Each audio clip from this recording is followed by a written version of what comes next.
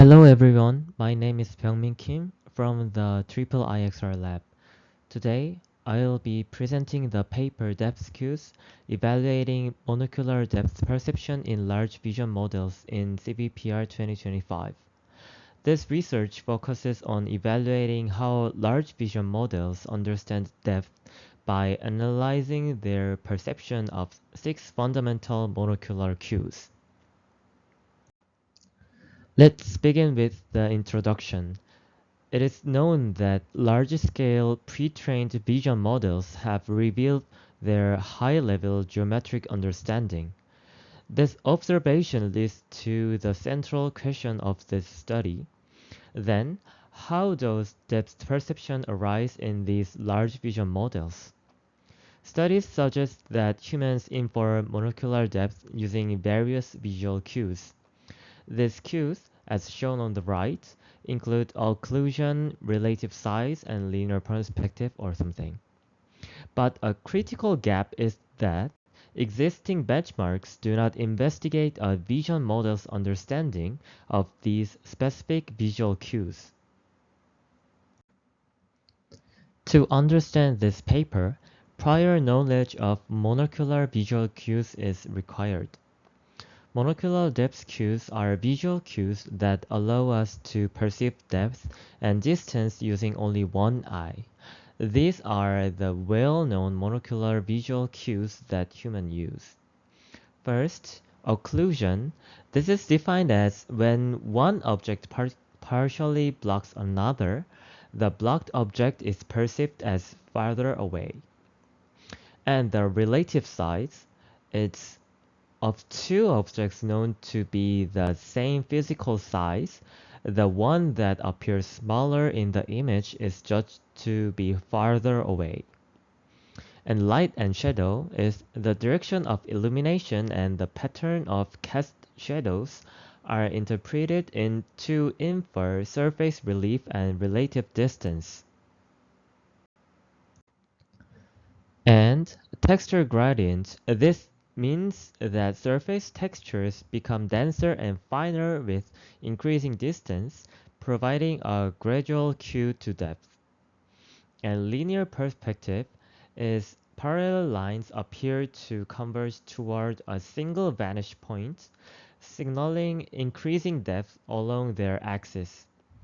Finally, elevation, which is approximately the horizon line, objects whose bases lie closer to the horizon line are perceived as being farther from the observer. This paper makes three main contributions. The one is the study proposes DepthCues, which is designed to measure how well large computer vision models can perceive depth from a single image, similar to how humans do. Second, the study found that models trained to learn from single images by themselves naturally start to understand depth perception in a human-like way. And last, through an initial experiment, they discovered they could improve a model's ability to perceive depth by specifically training it with the DepthCues benchmark, indicating that teaching models human-like depth perception can enhance their performance. Now I'll present the core of the benchmark. I'll walk through each cue and explain the rationale behind the task design as outlined in the paper. First, elevation. The fundamental principle of this cue is that for objects on the ground, those whose bases are closer to the horizon line are perceived as being farther away. Therefore, the paper argues that a model's ability to use this cue is fundamentally dependent on its ability to first identify the horizon line itself. Consequently, the authors determined that the most direct way to test a model's understanding of elevation is to task it with horizon line estimation. For this, they used the HLW dataset, which provides precise annotations of horizon lines in diverse scenes. Second is light shadow. Shadows provide rich information about the 3D shape, orientation, and relate position of objects.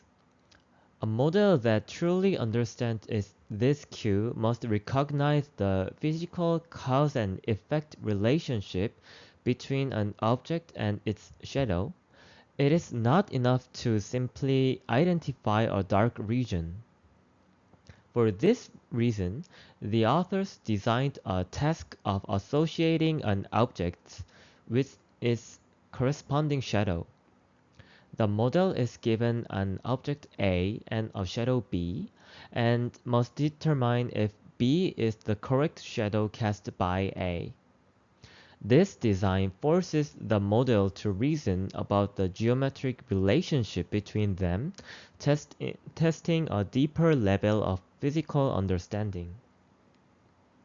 Third, occlusion. Occlusion is arguably the most powerful depth cue. An object that partially blocks another is unambiguously perceived as being closer. To test if a model understands this, it must reason about object permanence and completion. The task the authors propose is therefore a direct probe of this concept, identifying whether an object is occluded. Using the COCOA dataset, which provides masks for both visible and invisible parts of objects, the model is asked to determine if a given object is partially hidden. A correct answer requires the model to infer that there must be another object in front of it. Fourth, perspective. This cue relates to how parallel lines in the 3D world appear to converge to a single point, the vanishing point, in a 2D image. This vanishing point acts as a geometric anchor for the scene's depth structure.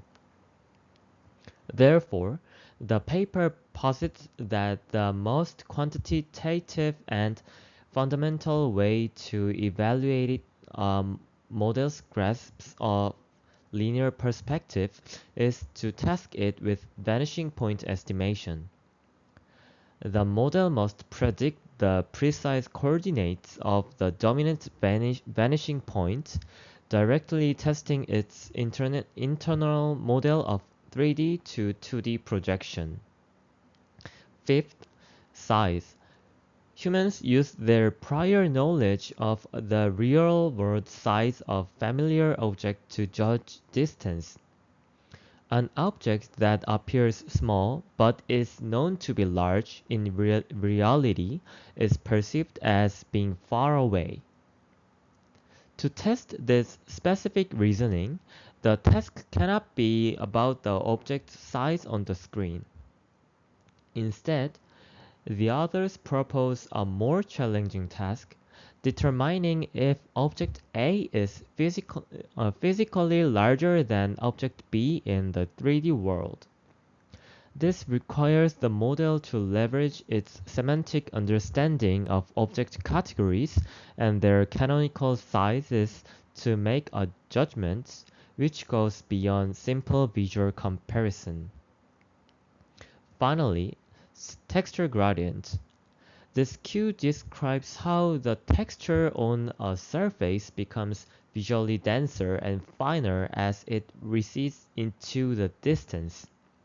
To rigorously test if a model is using only this low-level cue and not confounding it with others like elevation, the authors created a synthetic dataset. In this task, the model must look at two image patches from the same textured plane and determine which region, A or B, is closer to the viewer. This controlled setup as designed by the authors, isolates the texture gradient Q and evaluates the model's ability to perceive subtle changes in spatial frequency as a proxy for depth. Next, I'll explain the details, the technical core of the evaluation protocol, explaining how the authors extract task-specific features from a pre-trained vision model to probe its understanding. The central idea is to use a lightweight probe, a small neural network denoted as G theta, which is trained on top of the frozen features from a large vision model. The core assumption here is that if a model's features contain rich and useful information about a specific cue, then even a simple probe should be able to learn the task effectively. The performance of this probe, therefore, becomes a proxy for the quality of the underlying features. The authors tailor the feature extraction process to the specific requirements of each task, as shown in the formulas. Let's first look at the top formula for occlusion. Here, the task is about a single object A. First, pass the entire image I through the vision model pi to get a feature map. This feature map is then upsampled to match the spatial dimensions of the input image. Crucially, this feature map is then multiplied element-wise with MA, which is the segmentation mask for object A.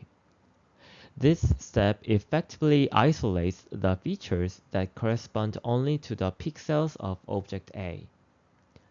Finally, the formula shows a summation over all spatial locations HW and normalization by the sum of the mask. This is simply masked average pooling. The result, F, is a single feature vector that represents the visual properties of object A as understood by the model. And then let's examine the bottom formula, which applies to light shadow, size, and texture gradients. These tasks are all comparative. They involve reasoning about the relationship between two entities, A and B. The process starts the same way by extracting the masked average feature vector for region A and region B independently, just as we saw in the first formula.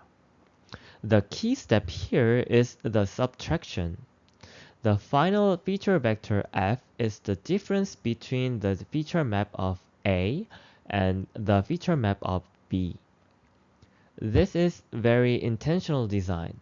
By providing the probe with the difference, the authors force it to learn a relational function. The probe must decide, based on this difference vector, if A is larger than B, or if region A is closer than region B, directly testing the model's ability to perform comparative reasoning. Lastly, for global cues like elevation and perspective, which pertain to the entire scene structure rather than specific objects, the authors simply use the entire unmasked feature map from the model as the input to the probe. Now we turn to the evaluation protocol, specifically the metrics used to measure performance. The choice of metric is tailored to the nature of each task. For the tasks of occlusion, light shadow, size, and texture gradients, the authors frame them as binary classification problems. For example, an object is either occluded or it is not. A shadow is either associated with an object or it is not. Therefore, the most direct and intuitive metric for this task is classification accuracy. The perspective task, however, is different. It is a regression problem where the model must predict the x, y coordinates of the vanishing point. For this, the authors use Euclidean distance as the core metric. This directly measures the spatial error between the model's prediction and the ground truth location of the vanishing point in the image.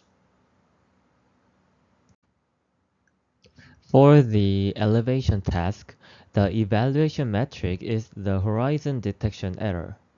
This task requires the model to estimate a line in the image. As the diagram shows, a line in an image can be mathematically represented in several ways. The authors utilize two distinct representations to comprehensively measure the accuracy of the estimated horizon line. First is the rho and theta representation, which is a standard method in computer vision often associated with the hue transform.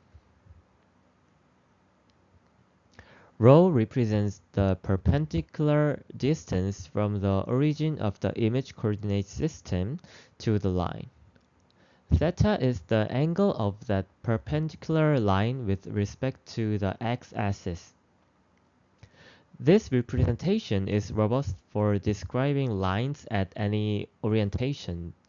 The error is calculated as the difference between the rho and theta values of the predicted line and the ground truth line. However, the rho theta representation alone can sometimes be insufficient. For instance, two very different looking lines could have a small error in rho and theta space if they are nearly parallel. To capture a more intuitive and visually grounded sense of error, the authors also employ the LR representation. L represents the y coordinates where the line intersects the left edge of the image. R represents the y coordinates where the line intersects in right edge of the image. This LR, or left-right endpoint representation, directly measures how the line is positioned vertically within the image frame. By using both representations, the authors ensure a more robust and multifaceted evaluation. The rho theta parameters captures the line's global geometric properties, while the LR parameters captures its specific placement and visual appearance within the image boundaries. This dual metric approach allows them to calculate a more reliable and comprehensive accuracy score for the very challenging task of horizon line estimation. Next is the main experiment. The authors conducted an extensive evaluation, testing 20 different pre-trained large vision models. This selection was deliberately diverse, spanning models trained for classification, self-supervised learning, depth estimation, and vision language tasks. To properly contextualize the model's performance, they established several crucial additional baselines. First, a trivial baseline that uses only 2D pixel coordinates as input. This sets a floor performance, testing if the sophisticated models are learning anything more than just spatial location. As the chart shows, this baseline performs very poorly, confirming the tasks require deeper understanding. Second, an end-to-end baseline, where standard models like ResNet 18 were trained from scratch on these tasks. This shows how a model performs without the benefit of large-scale pre-training. Finally, and most importantly, the human's baseline.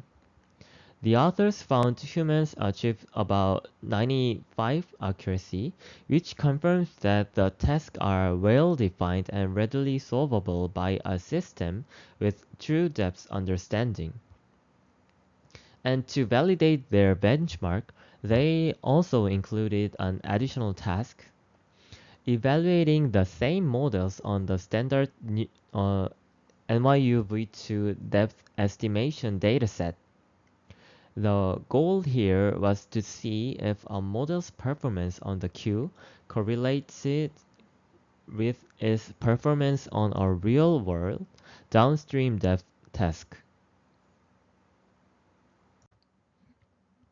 From this comprehensive experiment, the paper highlights three core observations. First and most centrally, the authors observed that a strong understanding of DepthCues emerged in more recent, larger vision models. The models like Dino V2 and Depth Anything V2, performance on these cues has steadily increased over time. This is a significant finding, as it suggests that these human-like reasoning abilities can be learned implicitly from large amounts of 2D image data without any explicit 3D supervision. Second, dedicated depth models like Midas do not always exhibit the strongest knowledge of these cues. This implies that a model can be optimized to produce a visually plausible, pixel-accurate depth map, while potentially relying on statistical shortcuts rather than a robust, foundational understanding of the underlying physics of light, occlusion, and perspective. Third, the blue box highlights that vision language models exhibit highly varying levels of DepthCue understanding.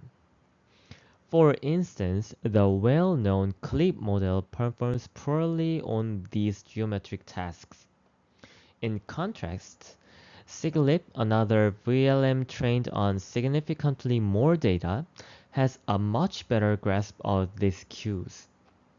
This indicates that the simple title of VLM does not guarantee geometric reasoning, and that data scale and training objectives play a critical role. The authors then asked a critical follow-up question: can the benchmark also be used as a training tool to improve models? They took two prominent models, Dino V2 and CLIP, and fine-tuned them on the DepthCues dataset using LoRa, low-rank adaptation, which is a parameter-efficient adaptation method. This means they only trained a small number of new weights rather than the entire model. The results in the table are compelling. The primary experiment to look at is the concat model, Dino V2, and D0. This means they took the features from the original Dino V2 model and concatenated them with features from the version fine-tuned on DepthCues. This combined model achieves a new state-of-the-art accuracy on the NYU V2 depth benchmark. To ensure this, improvement wasn't just due to having more model parameters, they ran a crucial control experiment, concat model and noise. Here, they added random noise instead of learned cues. This did not improve performance, proving that the benefit comes specifically from the knowledge encoded in the DepthCues training. The key takeaway is stated at the bottom. Training with DepthCues improves estimation accuracy. This validates the central thesis of the paper that explicitly teaching models human-like DepthCues is a promising path toward better and more robust depth perception. To conclude, DepthCues proposes a visual cue-based benchmark to clarify how visual models infer depth. By evaluating 20 pre-trained visual models, the authors revealed that modern models capture several cues near human level, yet performance varies strongly. And finally, attaching LoRa adapters trained on DepthCues showed that cue-specific fine-tuning improves depth prediction. But there is also a key limitation, dataset imbalance. Because the light and shadow cue has only approximately 800 images, while occlusion has over 12,000, evaluation for rare cues is statistically fragile. Additionally, when LoRa fine-tunes a single adapter on all tasks, the optimizer is naturally drawn toward the abundant cues, leaving the scarce ones underrepresented. Thank you for listening.